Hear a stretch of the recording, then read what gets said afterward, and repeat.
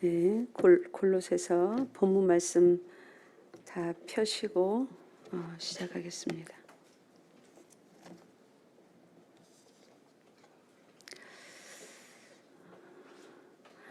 오늘 본문 말씀의 첫 줄, 그리스도의 말씀이 너희 속에 풍성히 거하여, 즉 풍성히 거하게 하여서 그 말씀이 거하여 일어나는 일들을 그 뒤에 적고 있습니다. 모든 지혜로 피차 가르치며 권면하고 시와 찬송과 신령한 노래를 부르며 감사하는 마음으로 하나님을 찬양하고, 그러니까 사람들이 열심을 내어서 예수 잘 믿고 이제 예수 믿은 지 1, 2년 되고 집사의 직분도 받았으니 내가 봉사 좀 해야 되지 않겠나 해서 사람으로부터 나오는 많은 열심으로 가르치며 권면하면 그 끝에 뭐가 됩니까? 여기 나오는 시와 찬송과 신령한 노래를 부르는 이 일이 일어나지가 않습니다. 반대로 일어나겠죠, 그죠? 시와 찬송가, 이 시는 시편을 말해요. 시편에 기록된 그 수많은 주옥 같은 신앙의 고백들, 하나님을 경험하고 하나님이 안 계신 줄 알았는데, 나를 돕지 않으시는 줄 알았는데 오히려 나를 대적하는 그런 편에 서 있어서 어디로 가든지 쫓아다니면서 괴롭히는 그런 신인 줄 알았는데 그게 아니었구나, 마침내 깨닫고 고백하고 찬송했던 그런 시편들, 찬송들, 신령한 노래들이 안 나옵니다. 사람 편에 열심히 나온다면. 그래서 교회 안에서는 무슨 봉사의 일을 하든 어떤 일을 하든 예배를 드리든 간에 그 끝에 시와 찬송과 신령한 노래들이 속으로부터 폭발적으로, 누가 지금은 찬송 시간이야, 지금은 감사 시간이야 하지 않아도 내 속에서 저절로 우러나와서 폭발적으로 터져 나와야 돼요. 그 시와 찬송과 감사들이. 그런데 그렇게 터져 나올 수 있는 그 기초가 뭐라고요? 그리스도의 말씀이 우리 속에, 우리들 속에, 또 우리 각자 개인 속에, 이 우리 모인 이 무리 속에 풍성히 거하여야만 된다는 말입니다. 이것은 즉 그리스도의 말씀이 다스려야 된다는 말이에요. 다스림이 없으면 이제 그 끝에는 뭔가 열심히 하기는 하는 것 같은데 다 사람으로부터 나오는 열심입니다. 그래서 제가 지난 시간에 열매 이야기를 하면서, 열매는 사람이 열심히 해도 맺죠, 그죠? 뭐든지 열심히 하면 땀 흘리면 땀 흘린 결과가 나오기 마련입니다. 그래서 우리가 그걸 열매라고 합니다.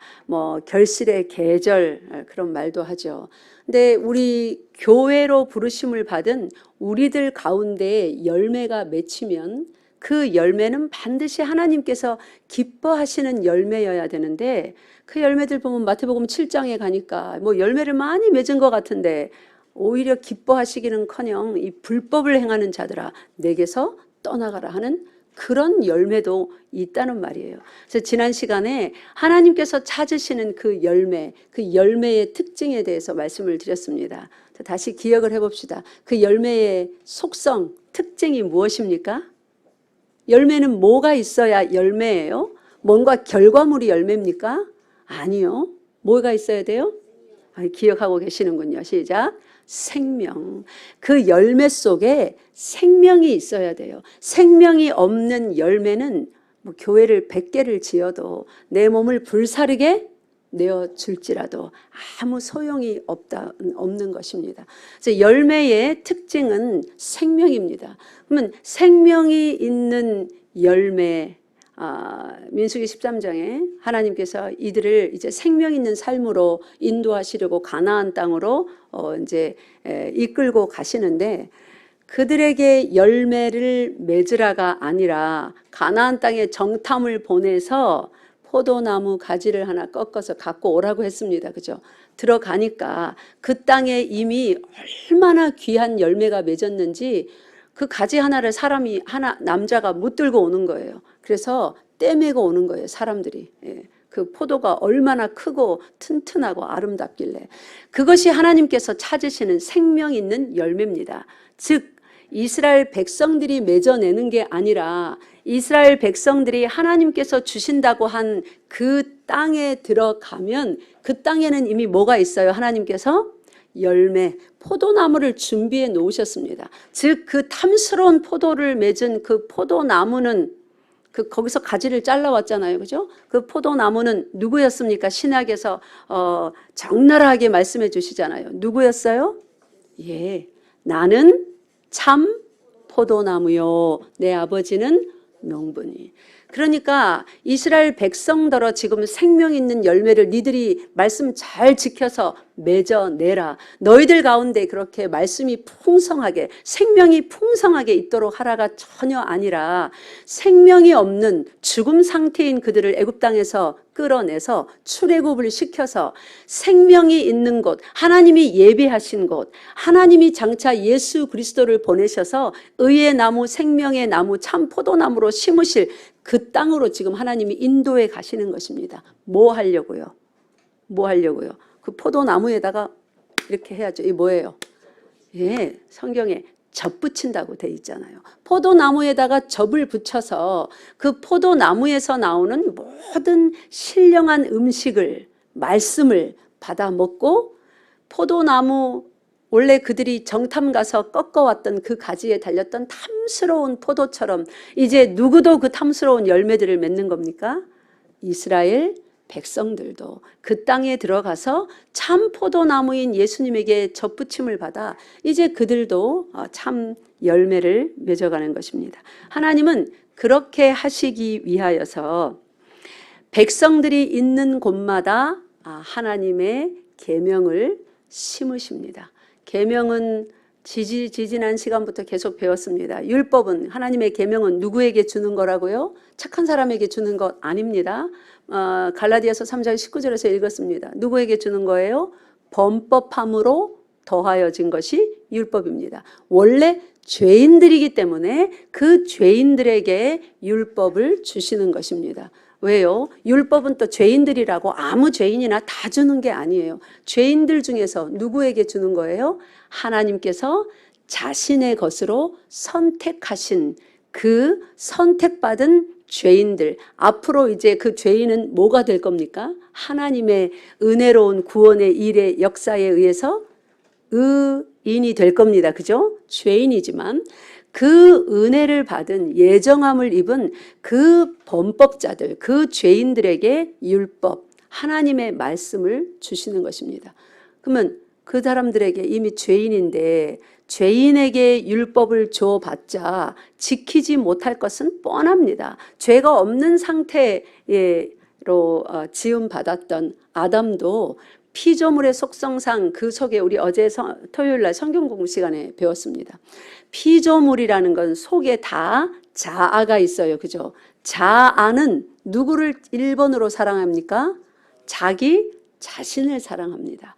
우리의 모든 속에 있는 장기들, 겉에 있는 팔, 다리, 이 눈꺼풀조차도 자기 자신을 제일 먼저 사랑합니다. 그래서 태풍이 막 몰아쳐오고 먼지, 바람이 휘날리면 눈을 크게 뜨고 상대방이 다칠까 봐 쳐다봐 줘야 되는데 어떻게 해요? 먼저 감아버립니다. 나도 모르게 그만. 모든 것이 나를 위하는 것입니다. 내 몸은 나를 위해요. 이 속에서, 자아에서 많은 의지들이, 뜻들이 막 나옵니다. 나를 행복하고 나를 만족하게 하기 위한 그 의지들이 막 나옵니다. 그런데 그런 피조물들 가운데 에덴 동산에서도 하나님께서는 하나님의 율법, 선악을 알게 하는 나무의 열매는 먹지 말라. 그 나무가 신령해서가 아니라 하나님의 뜻을 그 나무를 통하여 실현시키기 위하여서 그 나무를 오브제로 사용을 하셨기 때문에 그 나무가 중요한 거예요. 그래서 하나님의 율법을, 선악을 알게 하는 나무를 거기다 딱 심어놓고 먹지 말라 하니까 무엇이 드러났어요? 그들의 죄악됨, 속에 있는 드러나지 않았던 죄, 욕심이라는 것이 잉태하여서 뭘 낳아요? 죄를 낳았습니다. 죄가 점점 장성하니까 930세의 아담은 죽었더라. 그 아들도 죄인의 자식으로 태어나서 살인자가 됩니다. 그래서 하나님의 율법이 떨어지는 곳마다 사람의 죄악됨이 드러납니다. 시내산에서는요. 시내산에서 십계명이 주어지고 여러 차례 시내산을 올라가서 모세가 각양 규례와 율법들을 하나님 앞에 받아옵니다. 백성들이 처음에 하나님의 음성을 들 때 무서워서 죽을 것 같다 하며 우리가 못 듣겠다. 이제 당신이 올라가서 다 듣고 전달을 해달라. 그럽니다. 이게 죄인들의 증상이에요. 거룩하신 하나님과 그분의 말씀 앞에서 드러나는 죄인들의 증상. 죽을 것 같은 공포와 두려움. 그래서 하나님께서는 은혜로우신 하나님, 자비로우신 하나님이 이 백성들의 연약함을 아시고 모세에게 말씀하셔서 십계명의 두 돌판에 이제 다 새겨서 주십니다. 그리고 다른 말씀들을 모세에게 주셔서 다 전달하게 하십니다. 그것도 모자라서 이제 어떻게 합니까? 예? 하나님의 말씀에다가 이제 잘 들으세요.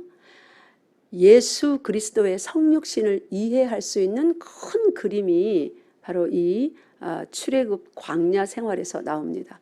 하나님께서 말씀을 어디다 새겨주셨습니까? 모세에다 새긴 건 아니잖아요. 그죠?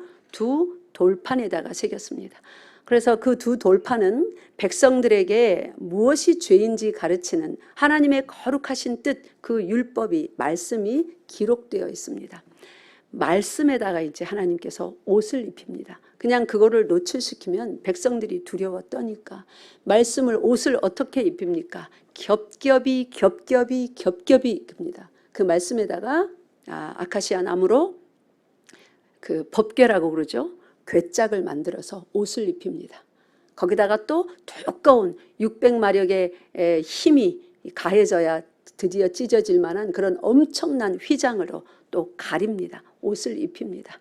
그리고 또 그 밖에 바깥 건물들이 있습니다. 뭐 뜰도 있습니다. 또 들어가는 입구 문도 있습니다.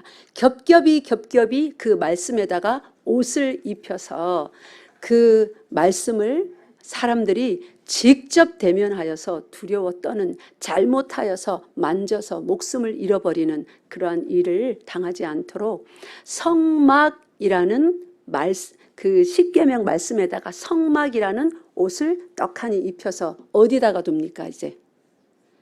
예? 백성들이 전진할 때는 그들 제일 앞에 대장처럼 앞장 세워서 뒤따라가게 합니다. 그들이 다시 진지를 치고 머물러 있을 때는 어디에 있게 합니까?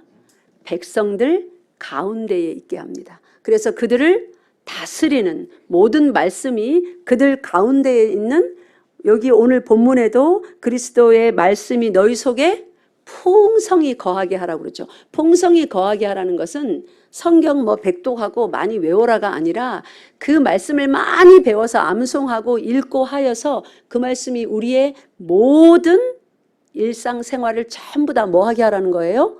다스리게 하라는 거예요.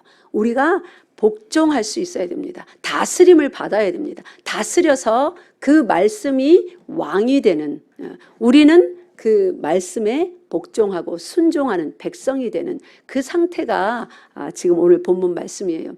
근데 이 말씀과 똑같이 구약에서도 하나님의 말씀에 성막이라는 옷을 입혀서, 성막 다른 말로 말하면 텐트예요. 태버네이클이라고 하는데 텐트라고 되어 있습니다. 영어 성경에 한번 나중에 영어 하실 수 있는 분들 보세요. 텐트예요. 텐트 막이잖아요. 그죠? 옷이에요. 옷. 하나님의 말씀에다가 옷을 입혀서 누구 가운데 거하게 했습니까? 그들 가운데 거하게 했습니다. 그래서 그 말씀이 다스리는 그 백성으로 살아가도록 하나님께서는 여러 곳에서 이스라엘 백성들에게 약속하셨습니다. 그들을 출애굽시키고 나서 나는 너희의 뭐가 되고 하나님이 되고 너희는 나의 백성이 되리라. 요한계시록까지 그 말씀이 나옵니다. 이제 성취의 말씀이죠. 근데 하나님께서 그들의 하나님이 되고 그들이 하나님의 백성이 되는 길은 그냥 하나님이 떡하니 나타나서 뭐 수염 달린 하얀 옷 입고 막 흰 수염 달린 할아버지가 아니라 하나님이 그들의 하나님이 되고 그들이 하나님의 백성이 되는 그 길은 말씀에 다스림을 받는 거예요. 말씀하시는 하나님, 말씀으로 다가오신 그 하나님 앞에서 다스림을 받는 백성, 다스림을 받고 순종하는 백성이 될 때에 말씀은 풍성히 그들 가운데 거하시며 통치하시고 왕의 자리에 좌정하시고 그들을 보호하시고 자자손손 복을 주시는 것입니다. 그리고 백성은 그 말씀에 철저히 순종해야 되겠죠. 이게 하나님께서 원하시는, 만들어 가시는 하나님의 나라의 모습인 것입니다. 근데 에덴 동산에서요, 불순종하였습니다. 이제 광야 생활에서요, 또 불순종하였습니다. 가나안 땅에 들어갔습니다. 솔로몬을 통하여 그 화려하고 아름다운 또 성전을 지으시고 두 돌판이 들어있는 법궤를 성전 제일 깊숙한 곳 지성소에 두어서 그대로 말씀의 옷을 입은 상태로 그렇게 두었습니다.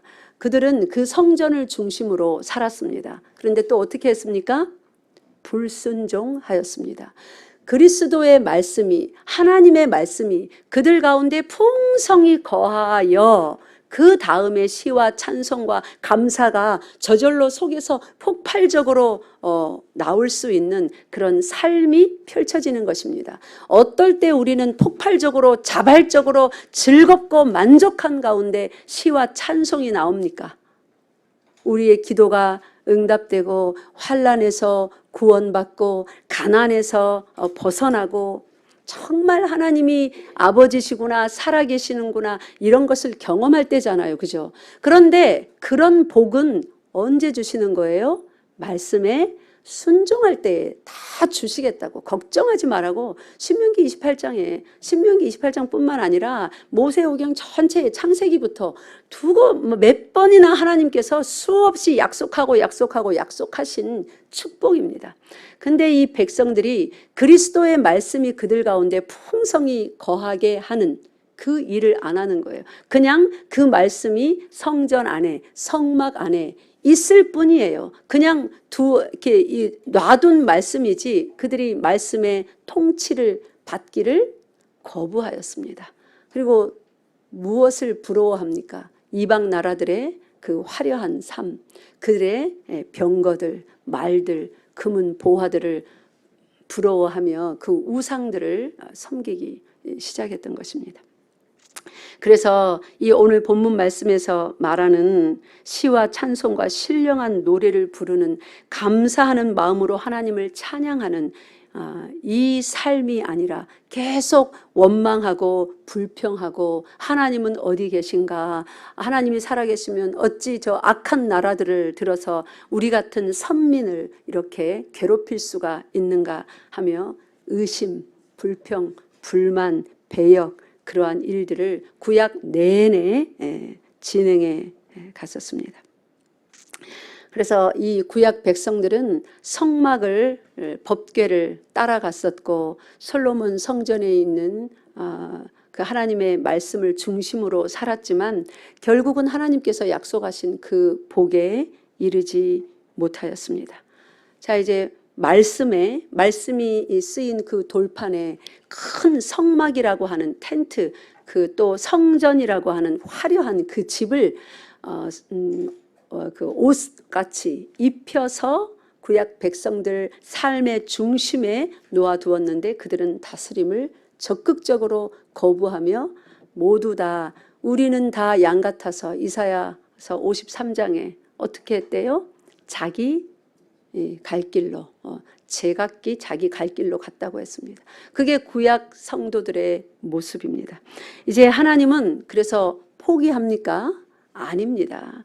어떤 사람들의 연약함 때문에, 어떤 환경의 악함 때문에 포기한다면 그분은 하나님이 아니죠. 인간들 가운데 우리와 똑같은데 조금 위대한 그런 한 사람일 뿐이겠죠. 우리는 그런 사람을 믿는 것이 아니라 실패하지 아니하는, 중단하지 아니하는, 번복하지 아니하는, 한 번 하신 말씀을 절대로 그 의지를 꺾지 아니하시는, 모든 일이 가하신 하나님을, 천지의 주제이신 그분을 신으로 섬기고 우리 아버지로 모셨고 우리 구주로 믿습니다.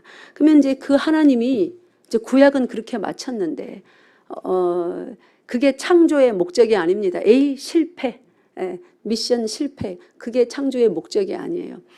하나님께서 아담을 창조하실 때 어디까지 가는 것이 목적지입니까? 네? 첫사람 아담에서 어디까지요? 새로운 피조물, 누구를 통하여서?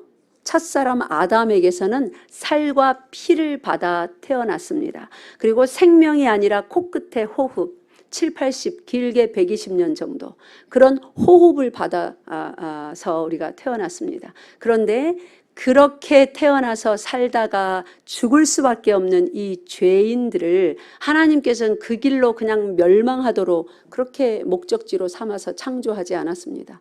첫사람 아담에게서는 살과 피를 받았으나 이제 하나님께서는 창조의 목적지를 어디까지 삼았냐면 당신의 유일하신 독생자 아들 예수 그리스도처럼 변화시켜서 영원히 하나님 존전에서 그분을 시와 찬송과 신령한 노래로 하나님을 어떻게 해요?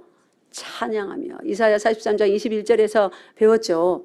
우리의 삶의 목적이, 하나님이 우리를 지으신 목적이 뭐라고요? 내 백성은 내가 나를 위하여 지었나니 뭐 하려고요? 예, 찬송하게. 그 하나님, 그러니까 하나님을 찬송하는 거는 자, 이분이 하나님이다 뭐 사진 보여주고 아니면 저 천국에서 동영상을 하나 보내주셔갖고 때마다 틀어주고 놀랍지? 굉장하지? 신비롭지? 빨리 찬양해. 이렇게 해갖고 찬양이 나옵니까? 와, 놀랍다. 그렇게 해서 뭐 한두 번은 찬양하겠죠. 그죠? 찬양은 어떻게 나오는 거예요? 제가 계속 얘기했습니다. 지난 시간까지. 그래서 우리의 인생살이가 필요하다고요. 찬양은 어떻게 나오는 거예요? 스토리가 있어야 돼요. 희노애락, 흥망성쇠. 예수 그리스도를 믿지만 그분을 믿으면서 많은 삶을 구구절절히 겪어가며 그 가운데 하나님의 역사를 보고 그 가운데 하나님의 변치 않은 사랑을 체험하고 그 가운데 변치 않은 용서와 자비를 그 위대하신 능력을 체험하고 마침내 깨닫고 터져 나오는 것이 뭐예요? 찬송이에요. 그래서 우리는 시간이 필요한 거예요. 스토리가 필요한 거예요. 여러분이 인생을 살면서 힘든 일 얼마나 지금까지 많이 겪었어요. 앞으로 없으면 좋겠지만 아니요. 그만큼 또 겪을 수도 있습니다. 아니면 더 힘든 일이 남아 있을 수도 있어요. 또 아니면 참 감사하게도 이제 그 정도는 아니고 좀 잔잔한 일들만 겪을 수도 있습니다. 뭐 어쨌든지 고생 끝 행복만 시작, 이런 삶은 아니라는 거예요. 그럼에도 불구하고 우리는 어떻게 해야 돼요? 예배 열심히 드리며 지금까지 했던 충성 봉사의 일을 지속해 나가며 우리에게 허락된 그 모든 시간들을 뭐 해야 돼요? 살아내야 됩니다. 그러니까 하나님의 이런 계획이 있는데 힘들다고 자살해버리면 그래서 죄인 거예요. 하나님을 어떻게 찬양해야 되는 건지, 왜 찬양해야 되는 건지, 인생의 그 스토리를 다 통과해내면서 배워서 마침내 이제 천국에 들어가서 온갖 힘을 다하고 마음을 다하고 뜻을 다하여 하나님을 찬양하는 삶을 몇 년 살까요? 이제 끝없이 엔들리스가 아니죠. 타임리스. 이제 시간이 끝나고 시간 저 너머의 영원 세계 속에서 살아야 돼요. 그때 영원히 찬양할 그 찬양을 우리는 지금 뭐 하는 거예요? 배워가고 있는 거예요. 체험하고 있는 겁니다. 그래서 그리스도인들은 아무리 힘들어도 자살, 천만의 말씀입니다. 그럴 수 없습니다. 살아내야 됩니다. 하나님께서 허락하신 모든 스토리들을 전부 다 통과해 내야 되는 것입니다. 그런데 이 구약 백성들이 그냥 원망하고 시기하고 부러워하고 다른 신들을 자꾸 쳐다보면서 뭐 절하기까지 하는 그런 삶으로 이제 마쳤습니다. 육신은 말씀을 그렇게 하나님이 주고 그 말씀을 그들 가운데 떡하니 심어놓고 말씀대로 살아라, 이렇게 복주고 이렇게 복주고 들어가도 복을 받고 나가도 복을 받고 아주 복이 철철철철 넘친다고 그렇게 약속을 해주셨는데 육신으로서는 말씀이 될 수가 없었습니다. 아무리 좋은 것이 약속되어도 우리 이러죠. 나한테 1억 준다고 하면 내가 그거 할게. 10억 주면 내가 할게. 못합니다, 여러분. 내가 할 수 있는 일은 한계가 있어요. 정해져 있어요. 돈을 많이 주면 할 것 같죠. 뭐 어떻게 해주면 할 것 같죠. 기도하면서도 우리는 하나님께 그럽니다. 하나님, 이거 기도 응답해 주시면 이제 뭐 선교도 가고 뭐 내년부터는 봉사도 많이 하고 막 그러죠. 할 것 같죠. 착각이에요. 우리는 못합니다. 그래서 우리는 딜하면 안 돼요. 하나님한테 뭐 해주시면 이거 할게요. 저거 해주시면 이거 할게요. 그냥 차라리 연약한 대로 고백하세요. 하나님, 나 이거 정말 못하겠어요. 너무 힘들어요. 하나님 도와주세요. 정말 제가 이걸 하기 원하시면 하나님께서 저를 도와주세요. 생각도 바꾸어 주세요. 하나님이 원하시면 저도 진짜 하고 싶습니다. 하겠습니다. 그러나 지금 내 환경을 보니 정말 힘들어요. 그냥 솔직하게 그렇게 얘기해 주세요. 딜하지 마세요. 이거 해주면 내가 이거 할게요. 그거 해주면 또 다른 거 하고 싶은 게 또 생겨요. 또 딜합니다. 그래서 육신은 말씀이 될 수 없습니다. 그런데 참으로 감사하게도 반대는 돼요. 따라하세요. 말씀은 육신이 될 수 있다. 네. 말씀은 육신이 될 수 있습니다. 백성들에게 말씀을 주어봤지만 백성들은 말씀이 될 수 없었습니다. 말씀이 된다는 말은 그 말씀대로 뭐 하는 거예요? 살아낸다는 거예요. 그거 할 수 없었습니다. 구약의 모든 역사가 그것을 증거합니다. 그런데 하나님은 말씀은 육신이 될 수 있고 되셨습니다. 그 일이 이제 우리 역사 가운데서 2000년 전에 유대 땅 베들레헴에서 그 일이 일어났었습니다. 믿습니까? 믿습니까, 여러분? 네. 육신이 말씀을 따라다니면 그 40년 광야 생활 동안 이스라엘 백성들, 즉 육신들이 생명의 말씀을 따라갔습니다. 40년 동안 따라갔습니다. 이제 다시 가나안 땅에 들어와서 이제 졸졸 따라다니는 삶이 아니죠. 이제 정착했으니까 성막 안에 또 솔로몬 성전 안에 그 말씀을 두고 바라보며 추구하며 살았습니다. 어쨌든지 말씀을 따라 사는 삶을 살았습니다. 그렇게 육신으로서 말씀을 따라 사는 삶을 사니까 그 끝이 어디에 도착하던가요?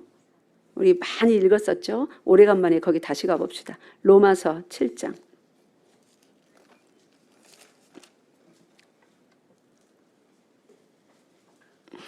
로마서 7장 10절 읽겠습니다. 시작.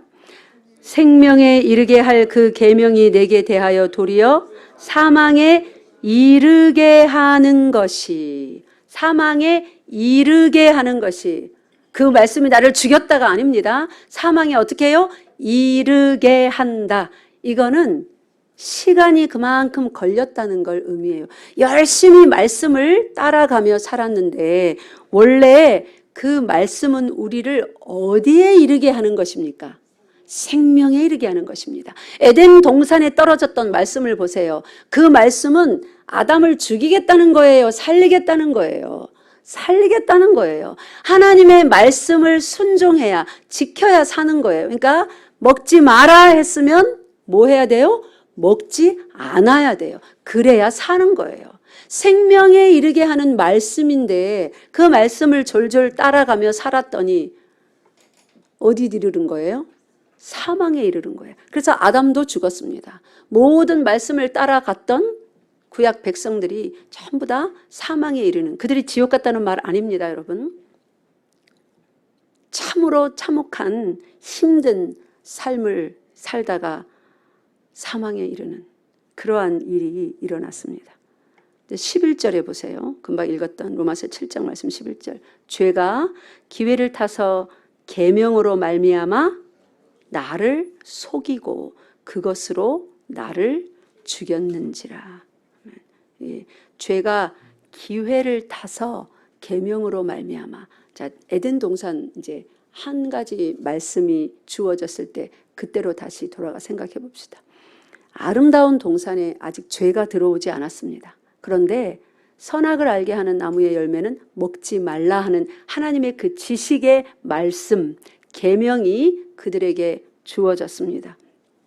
그들에게 계명을 주어졌으면 생명에 이르려면 그 계명을 그대로 지키면 생명에 이르는 거예요. 그런데 여기 11절 말씀이니 보니까 죄를 의인화시켜 놨습니다. 그죠? 죄가 뭐를 탔어요? 기회를 잡았대요. 기회를 타서 뭐로 말미암아? 하나님이 주신 그 계명을 딱 잡아서 그들을 속입니다. 자, 실제로 그 사건이 에덴 동산에서 벌어졌죠. 그죠? 그 먹지 마라 했는데 죄가 기회를 어느 날 딱 잡았습니다. 누구에게 다가갑니까? 네, 하와에게 다가갑니다. 하와야. 정말로 에덴 이 동산의 모든 실과를 먹지 말라 하더냐. 꼭 이렇게 하나님의 말씀을 아주 헷갈리게 실이 그렇게 조금 바꿉니다. 그래서 모든 걸 먹지 말라 하더냐. 하와가 흥분을 합니다. 그게 아니지 하면서 이제 선악을 알게 하는 그 나무는 어째요? 만지지도 말고 먹지도 말고 이제 자기도 또 보탭니다. 이렇게 사람 속에 있는 죄가 이미 사람 속에 자아라는, 우리는 하나님에게 어떤 명령을 받았냐면 네가 있어야, 네가 먼저 건강하고 네가 먼저 마음에 이렇게 뭐랄까요? 자존심이 아니고 그 뭐예요? 자존감도 있고 네가 행복해야 그 다음에 네가 나를 사랑할 수 있단다. 그러니까 너부터 추스려라. 자, 성경에 이런 말씀 있습니까? 절대로 없습니다. 그건 세상이 가르치는 가르침이에요. 하나님은 우리를 지으실 때 어떻게 지었냐면 내가 나를 잘 세워서 잘 지어진 내가 하나님을 사랑하도록 그렇게 지으신 게 아니에요. 하나님이 사랑하셔서 우리를 만드셨으니 우리는 하나님으로부터 흘러나오는 그 사랑과 그 복을 이미 받은 거예요. 하나님께 지음을 받았다는 것은 우리에게 필요한 모든 것을 이미 공급받은 거예요. 하나님이 사람을 지으시면서, 사랑으로 지으시면서 이 사람이 살아갈 필요를 하나도 주지 않고 이제 건강한 몸 줬으니까 네가 살아봐. 그렇게 안 했잖아요. 그죠? 나를 사랑해서 나를 지었다는 것은 내가 일평생 살아가며 필요한 모든 것을 어떻게 했다는 거예요? 다 주셨다는 거예요. 또 주실 거라는 거예요. 내일의 삶을 위해서는 내일 또 다 주신다는 거예요. 그러니 염려하지 말고 오늘 살아있는 동안에 너희 창조주를 기억하고 하나님을 찬양하라고 한 것입니다. 그런데 죄가 기회를 타고 하나님이 당신의 백성을 사랑하여서 그 계명을 계속 지키면 사는 것입니다. 생명에 이르게 할 그 계명을 딱 잡고 이 속에 있는 죄성, 인간의 죄성을 건드리는 거예요. 그래서 속이는 거예요. 야, 하나님이 네가 하나님처럼 될까 봐 먹지 말라고 했지. 그 거짓말이야. 먹어봐. 누구처럼 된다고요? 하나님처럼 되는 거예요. 하나님의 계명을 붙잡고 이들을 속입니다. 그러면 단칼에 잘라야죠. 우리 하나님은 그런 하나님이 아니셔. 우리가 보는 이 모든 것을 하나님이 다 지으셨고 우리에게 다 맡겨주셨어. 고작 저 나무 열매 하나 그게 뭐라고 그거 못 먹게 그렇게 하실 분이 아니야. 하나님의 거룩하신 뜻이 있고 우리에게 생명을 주시기 위해서 그렇게 한 거야 하고 말을 해야 되는데 완전히 하나하고 100을 바꿔버린 거죠. 100가지 좋은 것을 다 주셨는데 살짝 이 사단이 속이니까 그 하나도 마저 가지겠다고 100가지를 다 내버려 버리고 그 하나를 취하려 하다가 모든 것을 잃어버린 것과 같은 그런 일을 맞습니다.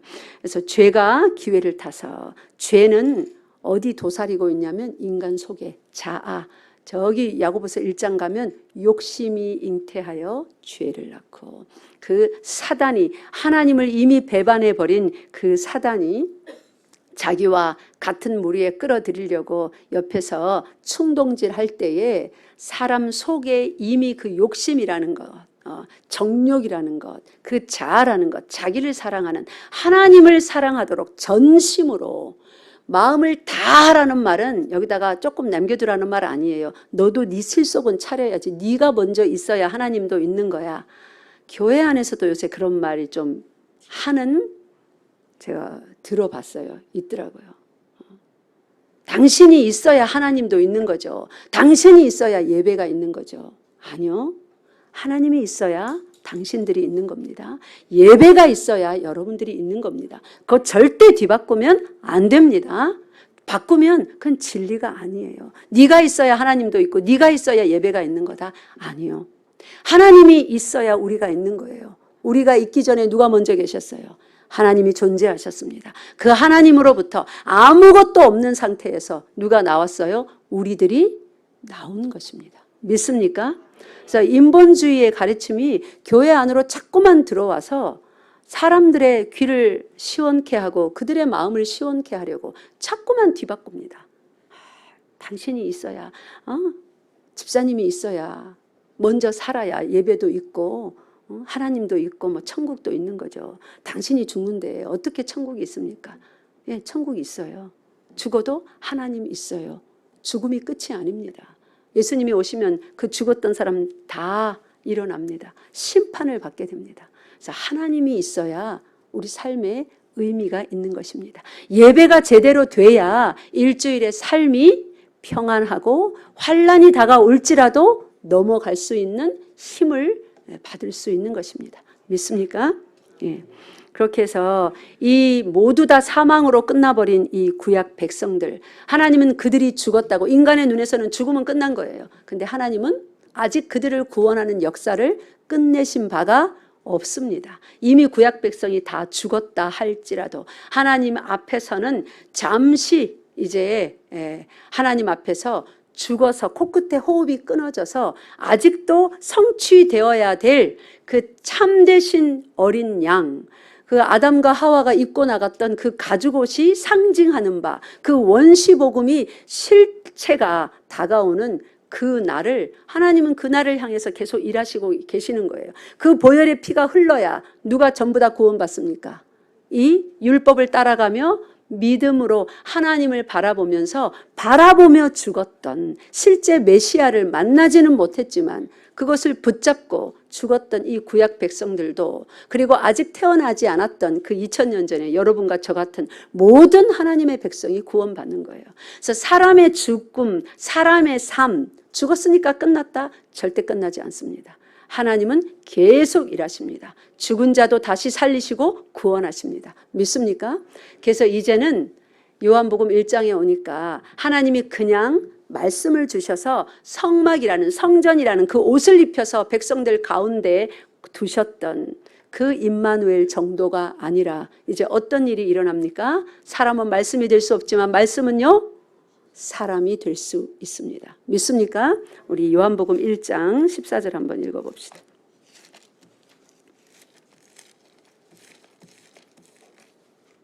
요한복음 1장 14절 다 같이 읽겠습니다. 시작.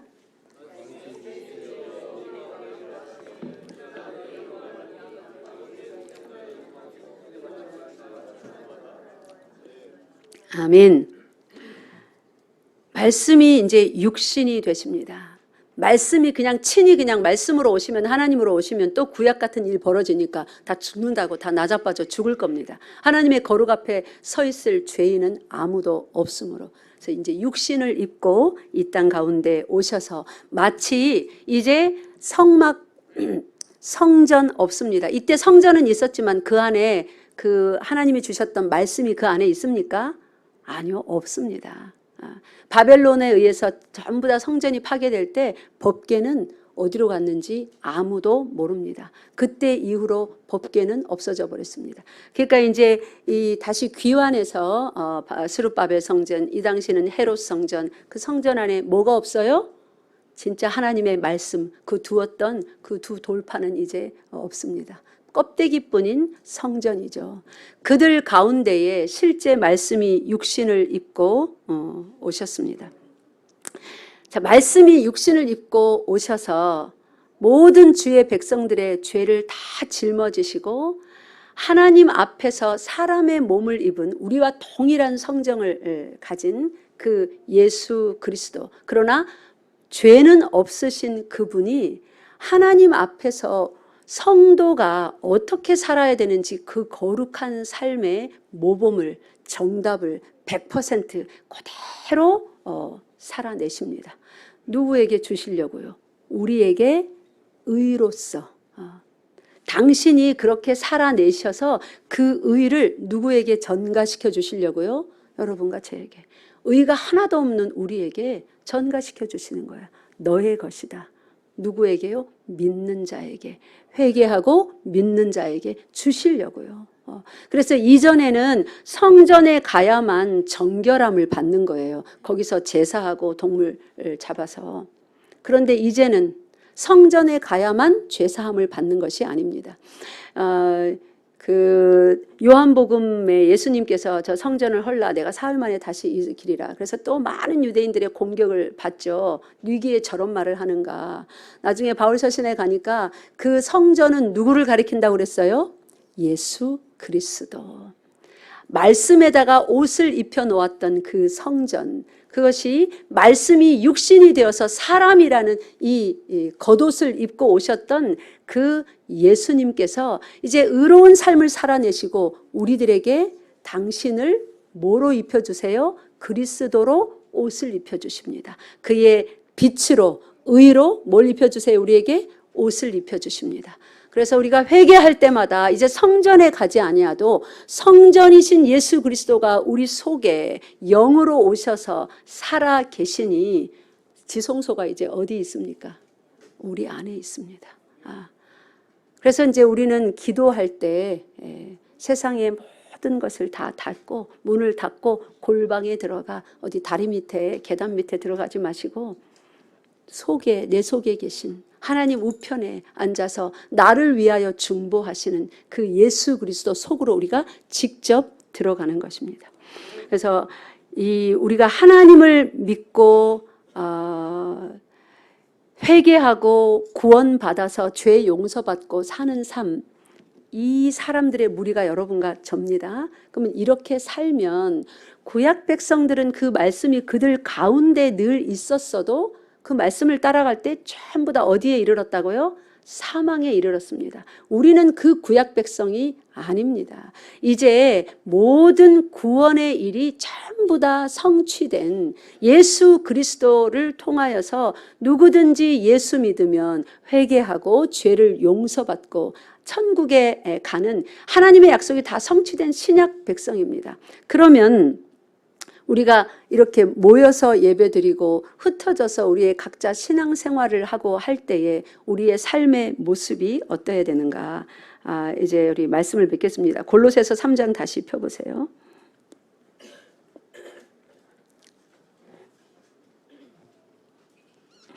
여기 보고 골로새서 3장 12절부터 15절에 보면 제가 잠깐 요약해서 말씀드릴게요. 그러므로 너희는 이제 뭐 어떤 거 많은 조건들이 필요 없다. 너희는 하나님이 택하사 거룩하고 사랑받는 그런 백성이다. 그런 사랑받고 거룩한 백성이라면 그런 사람들처럼 긍휼과 자비와 겸손과 온유와 오래 참음으로 옷 입고 다 성령의 열매들이죠. 이렇게 성령 안에서 살아라. 성령 충만하여 살아라. 그런 사람들은 성령의 열매를 맺는데 대표적으로 어떻게 드러나야 되냐면 13장 용서, 14절 사랑, 15절 그 마음이 항상 평강 가운데 있는 것입니다. 그러면서 감사하는 삶을 살아야 된대요. 이런 삶을 위하여서 성령 충만한 삶, 사랑하는 삶, 용서하는 삶, 감사로 고백하는 삶, 이런 삶을 위하여서는 뭐 어떻게 해야 되냐면 내가 열심히 그래 결단했어. 그래 은혜 받았어. 깨달았어. 나는 이제 그렇게 살 거야. 이렇게 해갖고 안 된대요. 여러분과 제 속에서 그런 삶을 진짜 살 수 있도록 항상 성령 충만하도록, 성령 충만도 내가 성령 충만하고 싶다고 되는 게 아니에요. 항상 성령 충만할 수 있도록 그런 열매를 낼 수 있도록 살아가게 하는 것은 그 원동력은 그 엔진은 그 파워는 나에게서 나오는 게 아니에요. 우리 속에 어떻게 돼요? 그리스도의 말씀이 풍성히 거할 때에. 그러니까 말씀을 배우고 말씀을 암송하고 말씀 앞에 내가 무릎을 꿇고 말씀이 떨어지면 그래, 저 사람 저 집사님한테는 맞겠지만 나는 아직 아니야. 나는 너무 힘들어. 나는 조금 더 있어야 돼. 내년에, 다음 달에. 이게 아닌 거예요. 그리스도의 말씀이 우리 가운데 풍성하게 거하게 하려면 우리가 무릎을 꿇어야 되는데 어디에다 무릎을 꿇어야 되는 거예요? 말씀 앞에. 떨어진 말씀 앞에 내가 무릎 꿇어야 되는 거예요. 네. 말씀이 사람이 되셔서 그렇게 살아내신 그 모범적인 삶이 완벽한 표본이 우리 앞에 있습니다. 우리는 그것을 보면서 살아가는 거예요. 보면서 살아간다는 게 뭡니까? 100% 우리가 분명히 그렇게 못 살아내요. 그렇지만 그 삶이 우리가 살아야 되는 마땅한 삶이라는 것을 고백하고 인정하고 그렇게 살기를 소원하고 날마다 하나님께 아뢰고 거룩해서 거룩에서 거룩으로 영광에서 영광으로 더 오늘은 어제보다 내일은 오늘보다 더 거룩해지기를 사모하는 그리스도 예수 믿는 아무리 예수 믿어도 사람인데 어떻게 거룩해? 그게 아니라 예수 믿으니까 거룩해져야 돼요. 예수님이 우리 앞에 그 삶으로 떡하니 버티고 계시잖아요. 우리 속에 들어오셨잖아요. 말씀이 우리 가운데 풍성히 거하시면서 지금 다스리고 계시면서 뭘 말씀하는 거예요? 이제 예수도 믿었는데 또 예수 믿어라예요? 아니에요. 예수 믿은 사람에게는 날마다 뭐라고 말씀하시는 거예요? 내가 거룩하니 너희도 거룩하라. 서로 권면하고 서로 가르치고 그러는 것도 좋으나 권면하고 가르침을 통하여서 뭐가 나오도록 해야 돼요? 시와 찬송과 감사가 나오도록. 근데 우리가 서로 가르치고 서로 권면하는데 오해가 나오고 싸움이 나오고 질투가 나오고 시기가 나온다면 그건 뭔가 잘못된 거예요. 상대만 잘못된 게 아니에요. 가르친 내가 잘못된 거예요. 권면한 내가 잘못된 거예요. 먼저. 잘못 권면을 했든지 시기상조로 섣불리 달려들었든지 반드시 우리 가운데 말씀이 충만하게 거하면서 우리를 가르쳤다면 내 속에서 그렇게 나갔다면 열매는 시와 찬미와 감사여야 되는 것입니다. 믿습니까? 예수님께서도 그렇게 사람의 몸을 입은 예수님 말이에요. 그 이전에 2000년 전에 사람이 어떻게 완전해질 수 있는가? 예수님이 모범을 보이셨습니다. 사람은 어떻게 완전해지는가? 마지막으로 한 절 읽고 마치겠습니다. 히브리서 5장 7절부터 9절. 히브리서 5장 7절부터 9절입니다. 358면입니다. 358페이지 시작. 그는 육체에 계실 때에 자기를 죽음에서 능히 구원하실 이에게 심한 통곡과 눈물로 간구와 소원을 올렸고 그의 경건하심으로 말미암아 들으심을 얻었느니라.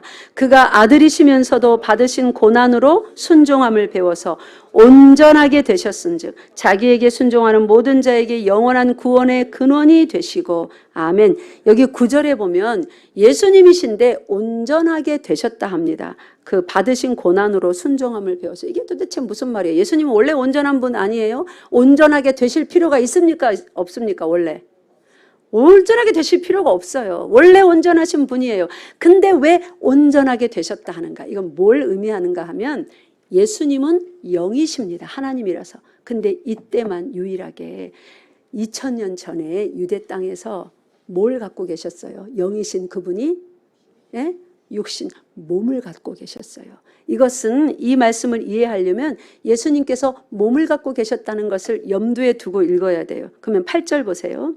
그가 아들이면서도 7절 보세요. 아들인데 7절에 심한 통곡, 눈물, 간구, 소원 대표적으로 마태복음 26장 이 잔을 내게서 할 수 있으면 아버지 옮겨주세요. 나 십자가 너무 두려워요. 너무 무섭습니다. 나 피하고 싶습니다. 그거잖아요. 심한 통곡, 눈물. 제자들에게 이렇게 말했어요. 내가 지금 심히 마음이 괴로워서 어떻게 되었다? 죽게 되었다. 나 죽을 만치 두렵다. 내가 힘들다. 나와 같이 기도하자. 그렇게까지 하셨어요. 육신을 가졌기 때문에 그랬습니다. 근데 육신을 가져서 영육으로 존재하시면서 받으신 뭐로요? 고난으로 순종함을 배웠대요. 예수님은 원래 순종의 예수님이십니다. 아버지와 뜻이 같으신 분입니다. 근데 뭐 때문에 순종을 배우기까지 하셔야 되는 거예요? 육신 때문에. 육신의 소원이 뭐였습니까? 십자가를 치워버리는, 그게 육신의 소원이었어요. 예수님께서도 그렇게 심한 통곡과 눈물과 간구로 육신의 소욕에 시달리셨습니다. 그런데 순종함을 배워서 어떻게 되셨답니까? 온전하게 되셨대요. 우리에게 이 삶을 요구하십니다. 우리에게 순종하라고 하잖아요. 그죠? 성경에서 노다지 설교하면서 순종하자고 하잖아요. 그냥 순종해야 되니까 순종이 아니라 우리는 온전을 향해 나아가고 있어요. 우리 중에 온전한 자 아무도 없지만 우리의 종착점은 온전이에요. 육신까지 온전하게 되는 거예요. 완전한 순종. 하나님 좋으라고가 아니라 하나님이 우리 좋으라고. 완전한 삶에 이르러 하나님처럼 그 완전한 행복과 평강과 영광을, 그 위엄을 하나님이 나누어 주시려고. 그래서 우리의 종착지가 거기입니다, 여러분. 그러려면 그리스도의 말씀이 우리 속에 풍성히 거하여서 우리를 다스리셔야 돼요. 통치하셔야 돼요. 교회는 하나님의 나라입니다. 하나님의 말씀이 통치하지 않는다면 그는 하나님의 나라가 아닙니다. 내가 너를 누군지 도무지 모른다, 그 말을 들을 명목상의 그리스도인들의 집단이겠죠. 사랑하는 성도 여러분, 이번 한 주간 여러분 입에 말, 생각, 마음 잘 점검하는 한 주간 되셔서 시와 찬송과 감사가 시시때때로 나오는가. 좋아서 좋은 일뿐만 아니라 힘든 일, 어려운 일, 아주 환난이 다가왔을 때 그때도 내가 믿음으로 그렇게 고백할 믿음이 내게 있는가, 그렇게 신뢰하는가, 그렇게 말씀이 지금 나를 다스리는가 점검하며 하나님께 영광 돌리고 하나님께로부터만 소망과 힘을 날마다 공급받는 여러분 되시기를 바랍니다. 기도하겠습니다. 하나님 참 감사합니다.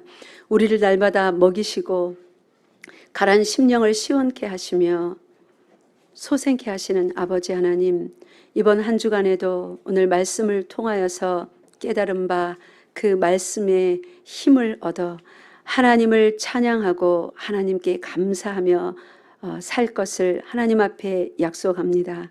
연약하여 어그러지기 쉬운 약속이나 하나님께서 도와주시면 그리 살 것을 믿사옵나이다. 하나님 도와주시옵소서. 우리들을 하나님의 영광을 위한 귀한 자녀들로 세워주시옵소서. 우리 주 예수 그리스도 이름으로 기도드리옵나이다. 아멘.